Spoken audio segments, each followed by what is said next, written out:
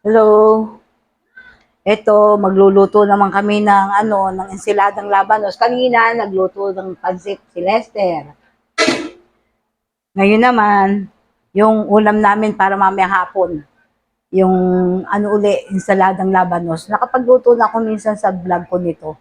Pero ngayon lang uli kami magluluto. Ibibidyo ko na lang. Gigisa na tayo ng para sa ensiladang labanos. Igisa ko na yung bawang.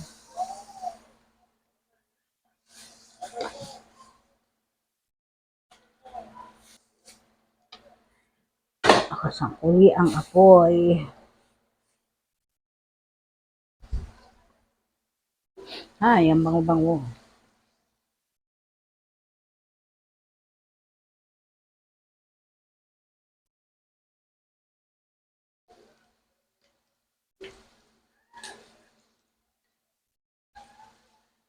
Bawang.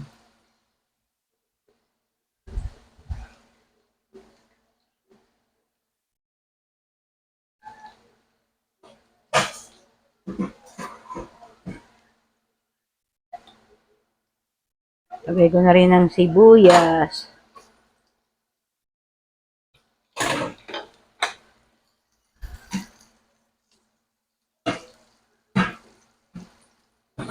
Simple lang naman yung sahog ng ensiladang labanos.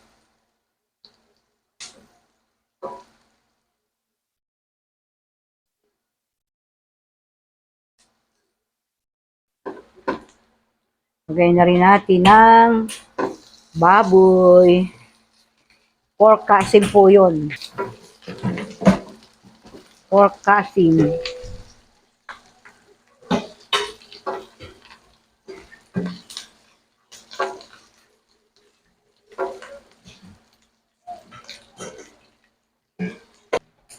Lagyan na natin ng oyster sauce.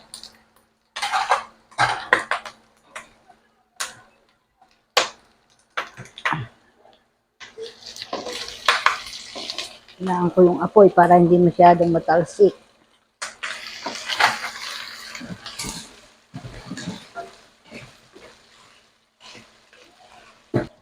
Lagyan ko na rin ng konting toyo.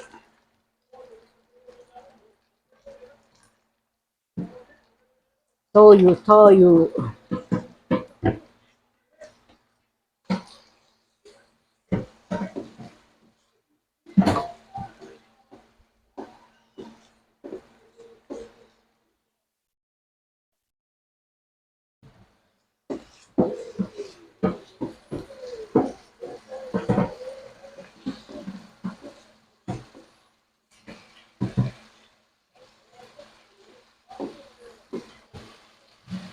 Lalagay na rin natin yung atay ng baboy.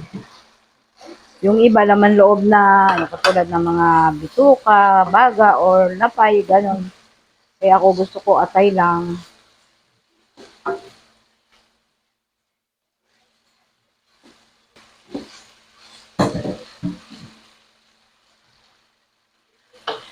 Lalagyan ko na ng kaunting sabaw. Yung isinabaw ko, yung pinagpalambutan namin ng baboy.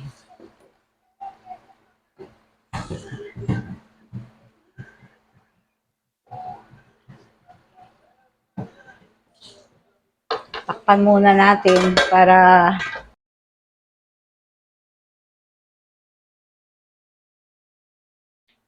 yung dalawang pusa namin nag-away daw. Ay, hindi pala, tatlo. Kasi pinagtulungan daw nung nanay ni Mochi tsaka ni Nana, si Tabi. Eh kung di siguro nakikita ni Nana na natatalo na si Tabi. Ay, si Mochi. Kaya tinulungan niya. Lagayan ko ng ano yan eh. O sige, ito na ano. Kasi katapon yung sabaw. Takpan ko muna uli. Tingnan na natin. Baka pwede na lagyan ng ibang sahog. Excuse me. Lalagyan ko na po ng suka. Mga 2 kutsara lang.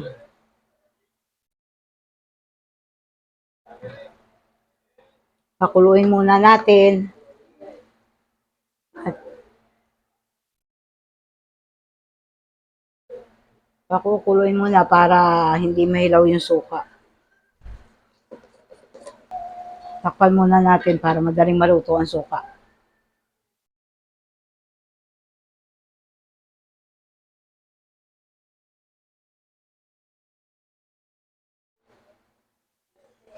Ayan, kumukulo na. Pwede nang lagyan ng asukal.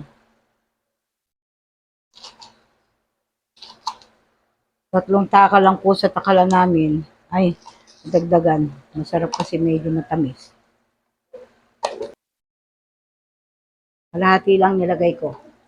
Nilagyan po natin ng Nor Cube. Kalahati lang nilagay ko at baka umalat. Ilalagay ko na po yung labanos.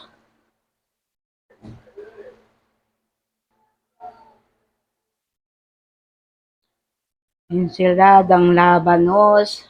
Ito madalang kasing lutuin to, parang makakatikim ka lang sa mga piyestahan. Lalo sa Batangas, pang ano ito sa mga piyestahan.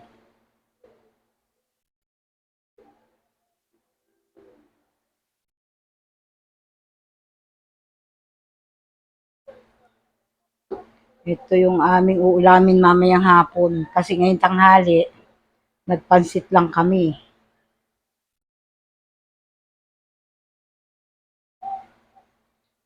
So, hintayin uli lang natin maluto yung labanos. Tatakpan ko muna.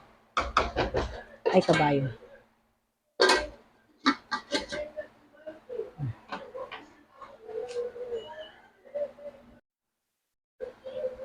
Tingnan natin ulit. Titikman ko po kung okay na yung lasa niya.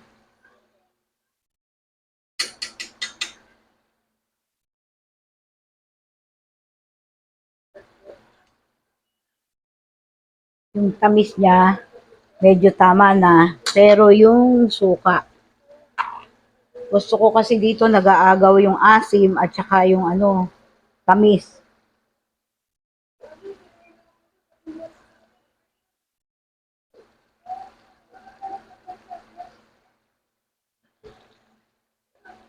Pakuluin muna uli natin para maluto ang suka.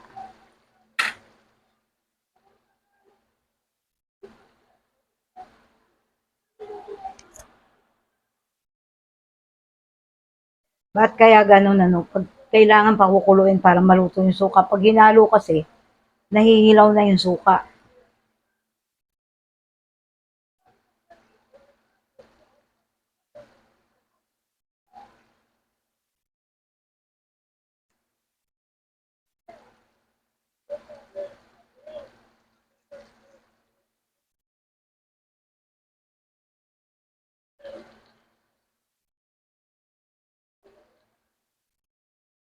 Pwede na yan, haluin.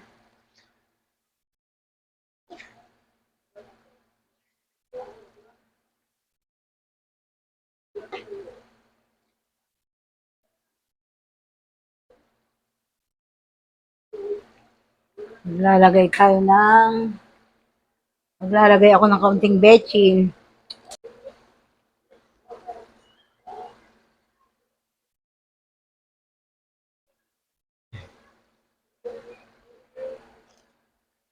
Betchin. Ang paminta.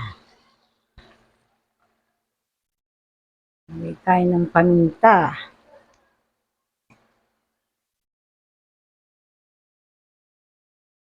Ang paminta.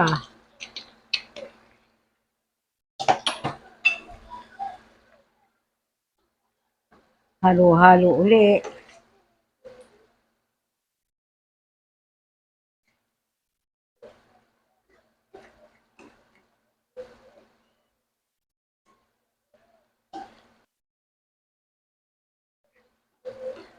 Yung iba po gusto tuyo. Ako kasi gusto ko may kaunting sabaw para may mais sabaw sa kanin.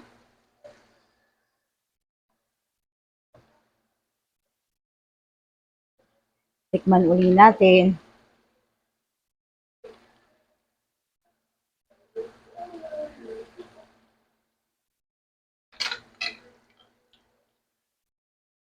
Ano pa kayang kulang?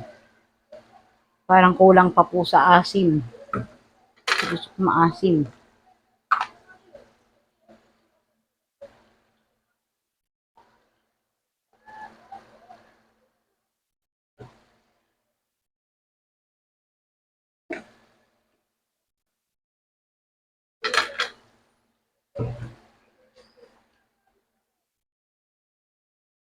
Tsaka kaunting asin.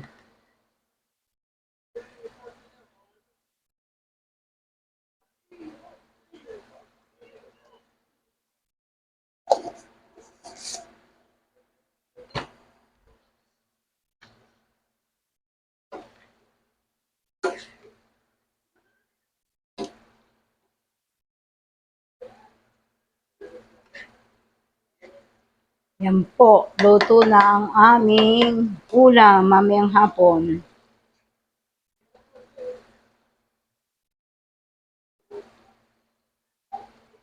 Luto na.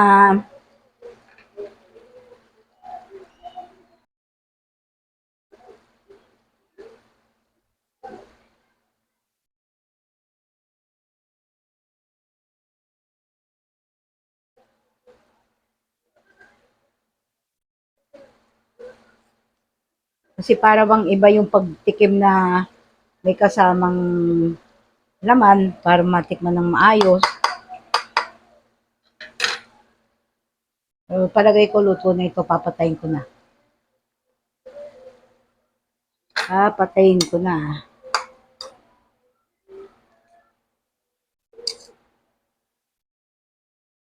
Tikman natin. Lalasahin ko munang mabuti.